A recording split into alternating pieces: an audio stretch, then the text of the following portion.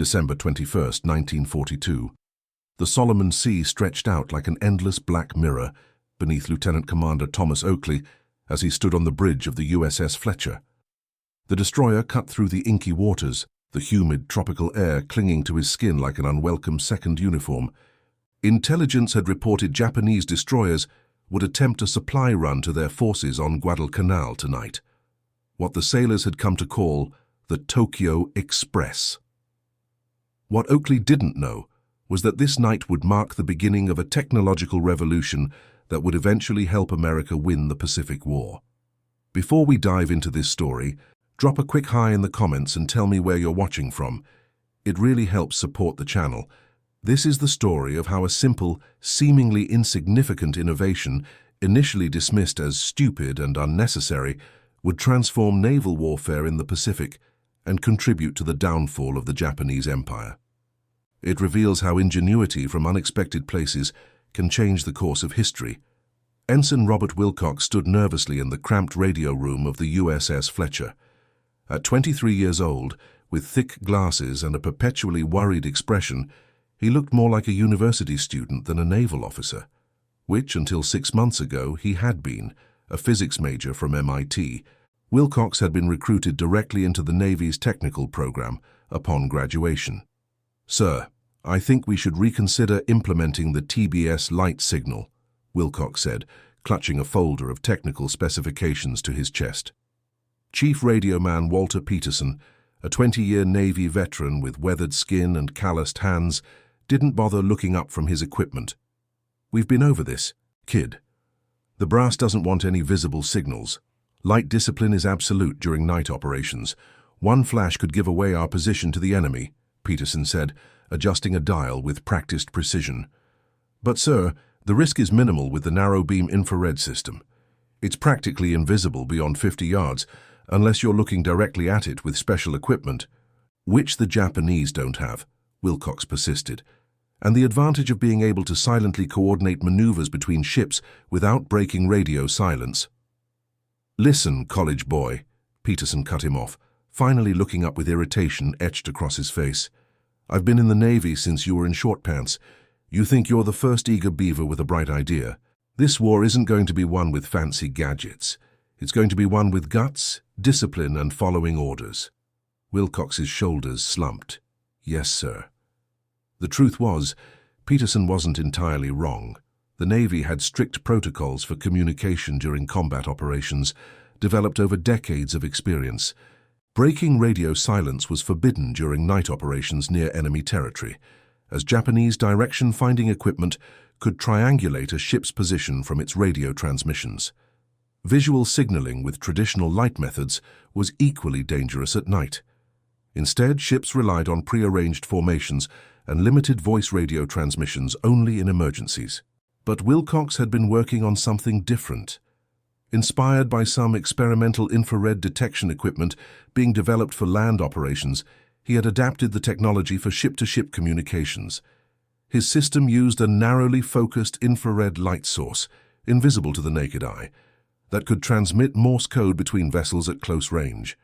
Only specially modified receivers could detect these signals, making them invisible to conventional observation.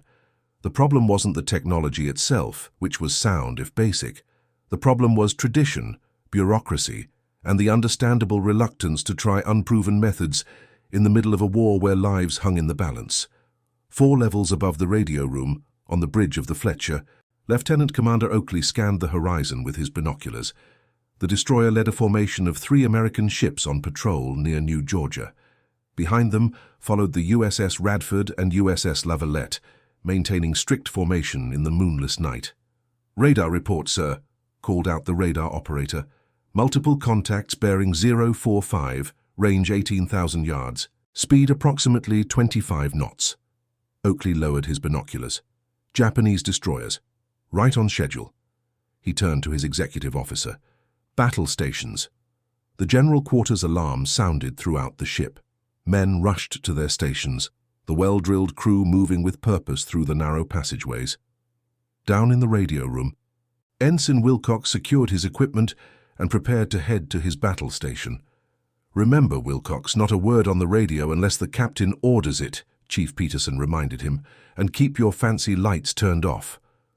Wilcox nodded, but as he climbed the ladder toward his station, his mind continued to work on the problem. There had to be a way to make the officers understand the potential of his system. Meanwhile, across 40 nautical miles of dark Pacific waters, Captain Tamechi Hara stood on the bridge of the Japanese destroyer Amatsukaze.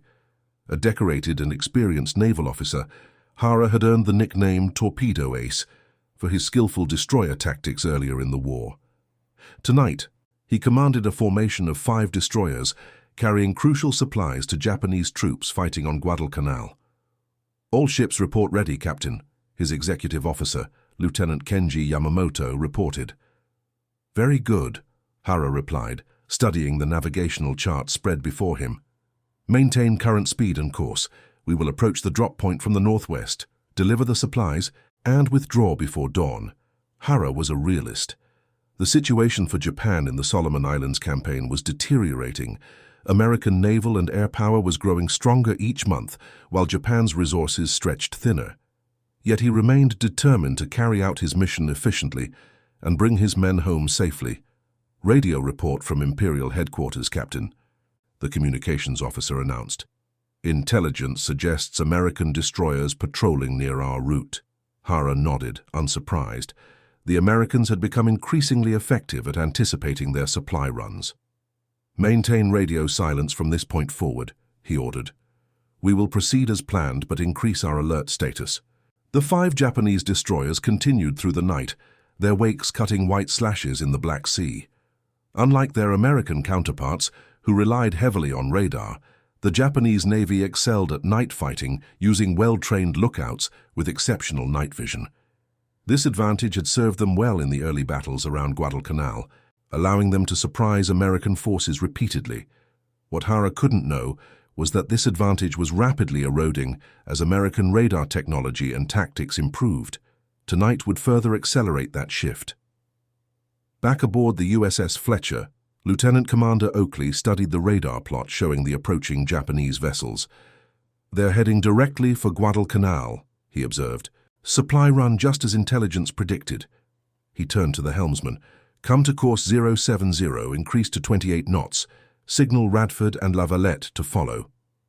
The Fletcher's conventional signal lamp flashed briefly toward the trailing destroyers, using carefully shielded light, visible only from directly behind. It was risky. Any stray light could be spotted by vigilant Japanese lookouts, but necessary to coordinate the formation's movements. In the cramped Combat Information Center, adjacent to the bridge, Ensign Wilcox monitored radar contacts alongside senior officers. Though not his regular battle station, his technical expertise had earned him a temporary assignment helping interpret radar data. "Sir," Wilcox said to Lieutenant Harris, the CIC officer, "I'm concerned about our signaling method. If we need to coordinate complex maneuvers during engagement, those brief lamp signals might not be sufficient, and radio would give away our position." Harris gave him a sidelong glance. "What do you suggest, Ensign? Semaphore flags in the dark?" "No, sir. I've developed a modified infrared signaling system that—" "Wilcox, this isn't the time," Harris cut him off. "Focus on your radar screen." "Yes, sir," Wilcox replied, turning back to his station. But his mind continued to work on the problem, even as the American destroyers closed with their Japanese counterparts. The two forces were now less than 10 nautical miles apart, still unaware of each other's exact positions.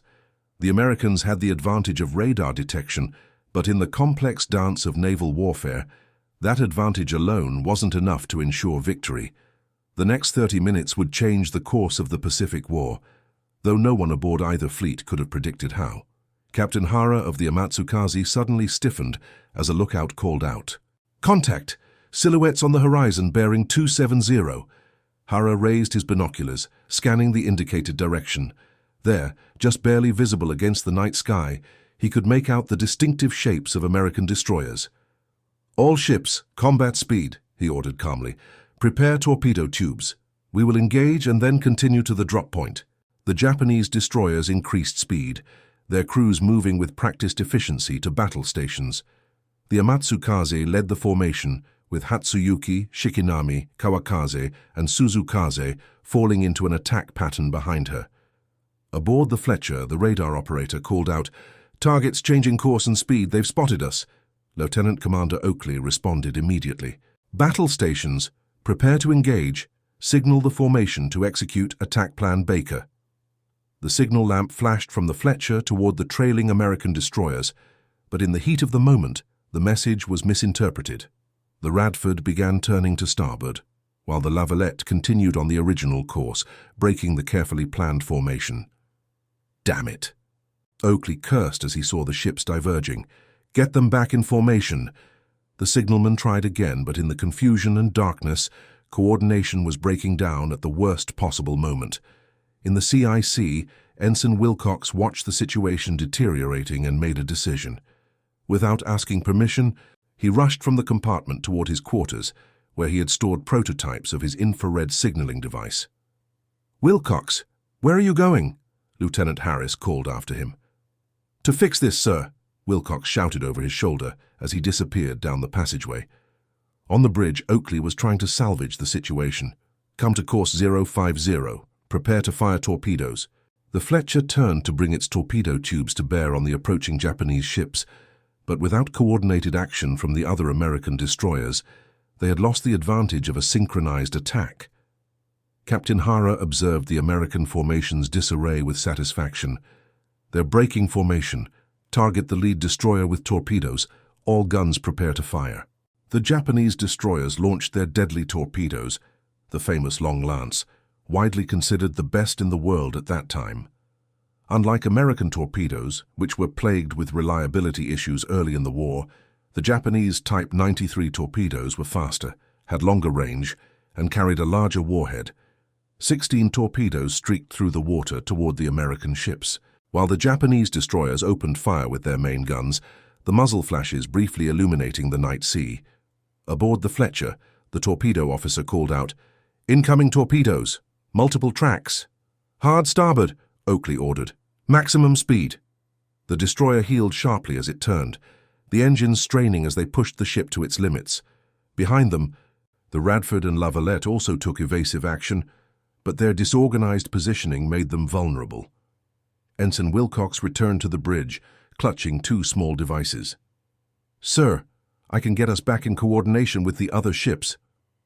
"Not now, Ensign," Oakley barked, focused on avoiding the incoming torpedoes. "Sir, please, my infrared signal system. They won't see it, but our ships will." Something in the young officer's desperate tone made Oakley glance at him. In that split second, he made a decision that would change naval warfare in the Pacific. "You have 30 seconds to prove it works," he said.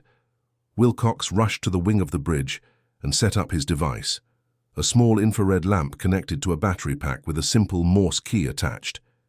He aimed it toward the Radford, the closest of the American destroyers. "Someone get on the receiver on the port side," he called. "We need to know if they acknowledge." A junior officer grabbed the receiver, a modified pair of binoculars with special filters, and trained it on the Radford. Wilcox began tapping out a message. "Execute Plan Baker. Acknowledge." For several tense seconds, nothing happened. Then the junior officer called out, "They're responding. They have a similar device." Message reads, "Understood, executing." Oakley's eyes widened. "How is that possible?" "I shared the design with my counterpart on the Radford last week, sir," Wilcox admitted. "We've been testing it between ships when in port." There was no time to reprimand the ensign for his unauthorized testing. "Signal Lavalette as well," Oakley ordered. Wilcox swung his device toward the third destroyer and repeated the message. To everyone's amazement, Lavalette also acknowledged. It turned out that Wilcox's network of technically minded ensigns had been more extensive than anyone realized. "All ships now executing Plan Baker, sir," reported the officer with the receiver. Plan Baker was a coordinated torpedo attack designed to split enemy formations. With all three American destroyers now back in synchronization, they quickly reformed their line and launched torpedoes of their own toward the Japanese ships. Captain Hara watched with growing concern as the American destroyers suddenly reformed their line with surprising speed and precision. How did they coordinate so quickly without signals? He wondered aloud. The answer became apparent moments later as American torpedoes streaked toward the Japanese formation, forcing them to take evasive action. Their own carefully planned attack was now disrupted. "Hard port," Hara ordered as torpedo tracks appeared in the water ahead of Amatsukaze. "All ships disperse." The Japanese formation broke apart as each captain maneuvered independently to avoid the American torpedoes. Two found their mark, one striking Hatsuyuki midships, causing immediate flooding, and another hitting Shikinami in the bow. With the Japanese formation scattered, the American destroyers pressed their advantage. Lieutenant Commander Oakley ordered continuous updates transmitted via Wilcox's infrared system, allowing the three ships to maintain perfect coordination without revealing their positions through radio or visible light signals. "Keep signaling our maneuvers," Oakley told Wilcox. "This is working." The young ensign nodded, fingers flying over his Morse key as he relayed orders to the other ships. For the first time in the Pacific War, American destroyers were able to maintain tight tactical coordination during a night battle without breaking radio silence or using visible signals. The effect was devastating. The Japanese destroyers, accustomed to fighting as individual units once battle was joined, couldn't match the coordinated movements of the American ships. One by one, they found themselves outmaneuvered, caught in crossing torpedo and gunfire patterns they couldn't predict.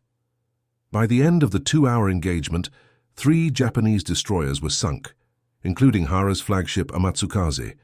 The captain himself was pulled from the water by his executive officer, who had managed to escape in a lifeboat. As dawn broke over the Solomon Sea, Lieutenant Commander Oakley surveyed the aftermath of the battle from the bridge of the Fletcher.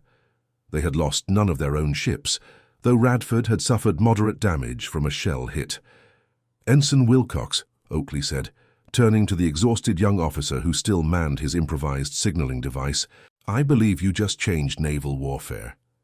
Wilcox looked up, his face streaked with soot from a fire that had briefly broken out on the bridge during the battle. "Thank you, sir, but it was really just applied physics." "Sometimes that's all it takes," Oakley replied.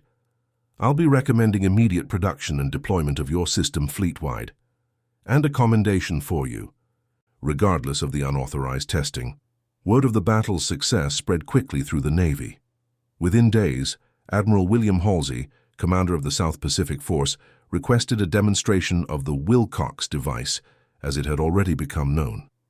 In a secure conference room aboard the USS Argonne at Noumea Harbor, New Caledonia, Ensign Wilcox found himself presenting his invention to an audience of admirals and captains, including Halsey himself.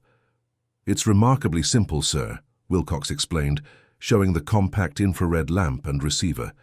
"The infrared light is invisible to the naked eye, but can be detected by these modified receivers up to 2,000 yards away, depending on conditions. The beam is highly directional, so detection beyond the intended recipient is nearly impossible without specialized equipment, which our intelligence confirms the Japanese Navy doesn't currently possess." Admiral Halsey, known for his aggressive tactics and openness to innovation, studied the device with interest. "And you developed this on your own initiative, Ensign?" "Yes, sir, with some help from classmates now serving on other ships.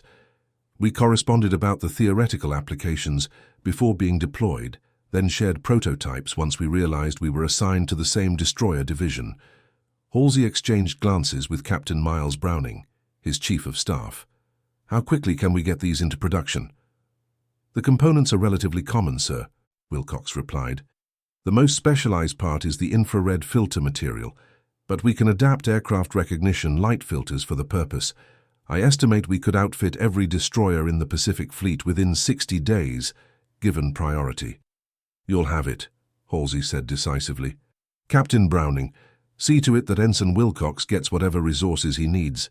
"Yes, sir," Browning replied, making notes. Halsey turned back to Wilcox. "What do you call this system officially, Ensign?" "We've been calling it the Tactical Beam Signaling System, sir. TBS for short." "TBS," Halsey repeated, nodding. "I like it. Simple and to the point." He stood, signaling the end of the meeting. "Gentlemen, I believe we've just gained a significant advantage in night operations. Let's make the most of it." As the officers filed out, Captain Raymond Spruance, who would later command the Fifth Fleet, approached Wilcox. You know what I find most remarkable about this, Ensign? What's that, sir? That sometimes the simplest solutions are the most effective. We've been so focused on complex radar systems and radio communications that we overlooked something as basic as a light you can't see. He clapped Wilcox on the shoulder. Well done. While American forces began rapidly deploying the TBS system, the Japanese Navy was still trying to understand what had happened during the engagement near New Georgia. Captain Tamechi Hara, having survived the sinking of a Matsukaze, reported to Imperial Japanese Navy headquarters in Tokyo. In a sparse conference room, he faced Admiral Isoroku Yamamoto, Commander-in-Chief of the Combined Fleet, and several staff officers. The Americans demonstrated unusual coordination during night operations, Hara explained, standing rigidly at attention. Their ships maneuvered in perfect synchronization without visible signals or radio transmissions we could detect. Admiral Yamamoto frowned. Could they have been using prearranged maneuvers? No, sir. Their responses were too dynamic, adapting to our movements in real time. There must have been some form of communication we couldn't detect. New radar, perhaps, suggested Rear Admiral Matome Ugaki, Yamamoto's chief of staff. Possible, but radar doesn't explain the tactical coordination, Hara replied. In previous engagements, even with radar, American destroyers typically fought as individual units once battle was joined. This was different. They operated as a single organism. Admiral Yamamoto leaned back in his chair, his expression thoughtful. Though he had opposed war with America, knowing Japan's industrial capacity couldn't match the United States in a prolonged conflict, he was a brilliant naval strategist who understood the implications of technological advantages. Whatever method they're using, we must assume it will spread throughout their fleet, he said finally. We should prepare accordingly. He turned to his intelligence officer. Investigate all possibilities. If the Americans have developed a new communication system, I want to know what it is and how to counter it. But Japanese naval intelligence, despite its efforts, would not discover the secret of the TBS system for several more months, by which time it would be too late. Back in the United States, the Naval Research Laboratory in Washington, D.C., had begun mass-producing improved versions of Wilcox's device. What had started as a crude prototype cobbled together from available components was refined into a standardized system with greater range and reliability. By March 1943, every destroyer, cruiser, and aircraft carrier in the Pacific Fleet had been equipped with the TBS system. The impact on naval operations was immediate and profound. Commander Frederick Moosbrugger stood on the bridge of the USS Waller as it led a division of 6 destroyers through Vela Gulf in the Solomon Islands. It was August 6, 1943, 8 months after Ensign Wilcox's improvised system had first been used in combat. TBS reports from scout ships, Commander, his communications officer reported. 4 Japanese destroyers approaching from the northwest. They're carrying reinforcements for Vela. Moosbrugger nodded. Acknowledge receipt. Signal all ships to take attack positions according to Plan X-ray. The communications officer adjusted the now standardized TBS device and transmitted the orders. Within minutes, the American destroyers had formed a perfect ambush position, hidden in the darkness. When the Japanese ships appeared, they had no warning before American torpedoes struck 3 of their 4 vessels. The 4th, attempting to escape, was quickly overwhelmed by concentrated gunfire. Not a single American ship was damaged. The Battle of Vela Gulf marked a turning point in the Solomon Islands campaign. Japanese attempts to reinforce and supply their garrisons became increasingly costly as American forces, coordinating silently through TBS, ambushed them repeatedly. By late 1943, the strategic balance in the Pacific had shifted decisively. American industrial might was now matched with tactical advantages that negated Japan's traditional excellence in night fighting. In February 1944, now Lieutenant Wilcox found himself temporarily assigned to the staff of Vice Admiral Mark Mitcher aboard the aircraft carrier USS Lexington. As they prepared for Operation Hailstone, the attack on the Japanese base at Truk, Mitcher called Wilcox to his cabin. "Lieutenant, I wanted to personally thank you for your contribution to our war effort," the Admiral said, gesturing for Wilcox to sit. The TBS system has saved countless American lives. Thank you, sir. I'm just glad it proved useful. Mitchell smiled. Useful is an understatement. Do you know that at the Naval War College, they're already teaching the Battle of Vella Gulf as a textbook example of coordinated destroyer tactics? Your invention made that possible. Wilcox looked down modestly. It was really just an application of existing technology, sir. Sometimes that's all innovation is, Mitchell replied, taking what exists and seeing new possibilities. He leaned forward. I asked you here because I thought you should know something. We recently captured documents from a Japanese destroyer indicating they've finally figured out what we've been using. They're attempting to develop their own version of TBS. Are we concerned about that, sir? Mitchell shook his head. Their industrial capacity is stretched too thin. By the time they could deploy it widely, it will be too late to matter. But it shows how significant your invention has been. The enemy considers it important enough to try to duplicate. After Wilcox left, Mitchell turned to his chief of staff. You know, it's remarkable to think how much difference one ensign's stupid idea made. How do you mean, Admiral? I read the initial reports.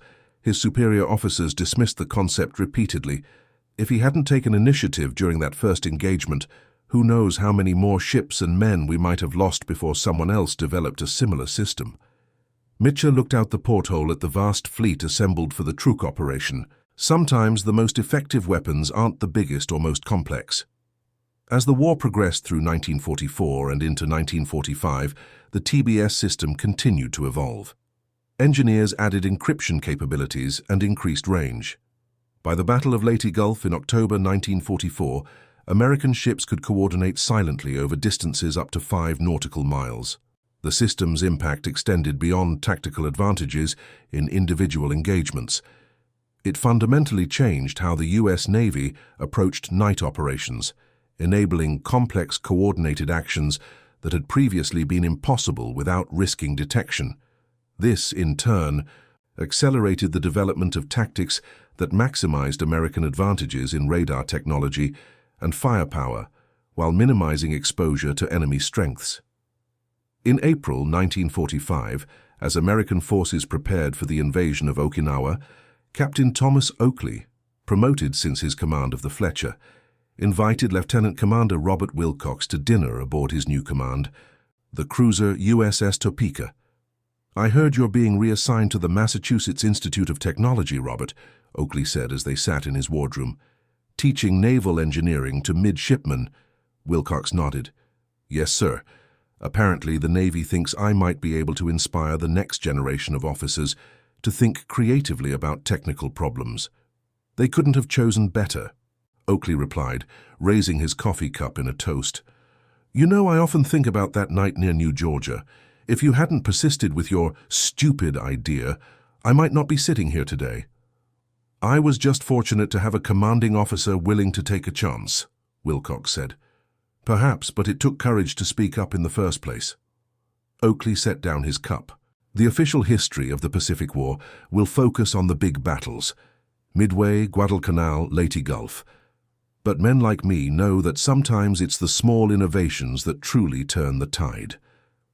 In August 1945, as Japan surrendered following the atomic bombings of Hiroshima and Nagasaki, few outside the Navy knew the story of how an obscure signaling device had helped change the course of the Pacific War.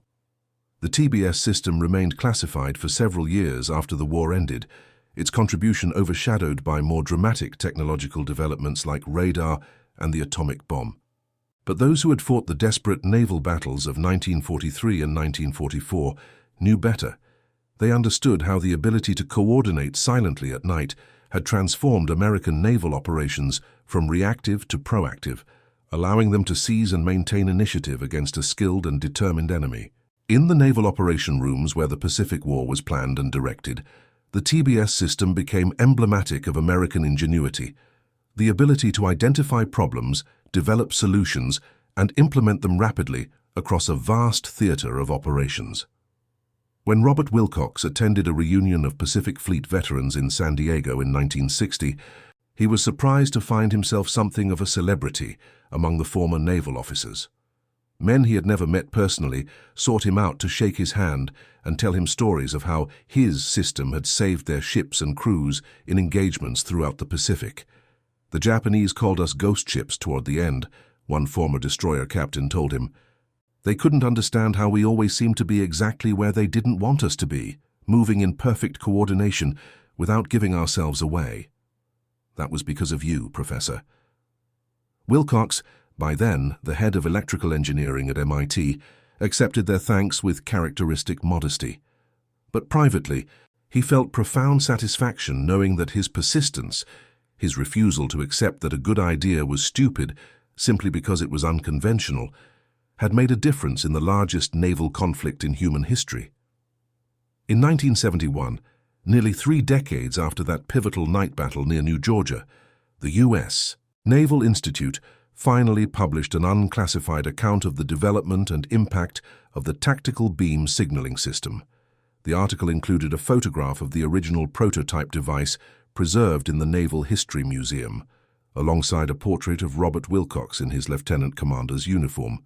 The caption read simply, "Sometimes victory depends not on the grandest strategies or the most powerful weapons, but on the insight of a single individual who sees what others miss." The story of the TBS system serves as a reminder that in warfare, as in all human endeavors, innovation often comes from unexpected sources and faces.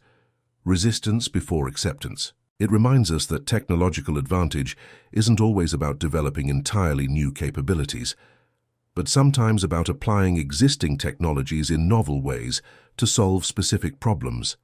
Perhaps most importantly, it illustrates how critical it is for military organizations to remain open to new ideas regardless of their source. The young ensign whose stupid idea was initially dismissed went on to help change the course of naval warfare in the Pacific, not because his concept was revolutionary, but because it addressed a specific tactical need at exactly the right moment. In the decades following World War II, infrared communication technology continued to evolve, eventually leading to the laser-based systems used by modern navies. These sophisticated descendants of Wilcox's crude device enable ships to communicate securely over much greater distances, maintaining the tactical advantage he first demonstrated in that desperate night battle in December 1942. The lesson remains relevant today. Sometimes the most effective innovations aren't the most complex or impressive, but the most timely and practical. And sometimes the most valuable trait in military personnel isn't technical brilliance or courage in combat, but the persistence to champion good ideas in the face of institutional skepticism. As for Robert Wilcox, he continued teaching at MIT until his retirement in 1980, inspiring generations of engineers and naval officers with his practical approach to problem-solving and his first-hand accounts of how a simple infrared light had helped turn the tide of the Pacific War. His former commander, Thomas Oakley, rose to the rank of Rear Admiral before retiring in 1962. In his memoir, published shortly before his death in 1978, he devoted an entire chapter to what he called the Wilcox lesson. "In my decades of naval service, I learned that leadership isn't just about giving orders and expecting obedience. It's about recognizing that good ideas can come from anywhere in the chain of command. The willingness to listen to a junior officer with an unconventional approach saved lives and helped win battles. That's a lesson worth remembering in war and peace alike." And that concludes our story. If you made it this far, please share your thoughts in the comments. What part of this historical account surprised you most? Don't forget to subscribe for more untold stories from World War II and check out the video on screen for another incredible tale from history. Until next time.